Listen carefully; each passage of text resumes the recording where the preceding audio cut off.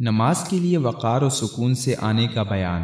عن ابی ہریرہ رضی اللہ عنہ قال سمعت رسول اللہ صلی اللہ علیہ وسلم يقول اذا اقیمت الصلاة فلا تأتوها تسعون وأتوها تمشون عليكم السكينة فما أدركتم فصلوا وما فاتكم فأتموا۔ صحیح بخاری حدیث نمبر 908 اور صحیح مسلم حدیث نمبر 602۔ حضرت ابو ہریرہ رضی اللہ عنہ بیان کرتے ہیں کہ میں نے رسول اللہ صلی اللہ علیہ وسلم کو یہ کہتے ہوئے سنا، جب نماز کے لیے تکبیر کہی جائے تو دوڑتے ہوئے مت آؤ، بلکہ اپنی معمولی رفتار سے آؤ، پورے اطمینان کے ساتھ۔ پھر نماز کا جو حصہ امام کے ساتھ پا لو اسے پڑھ لو، اور جو رہ جائے اسے بعد میں پورا کرو۔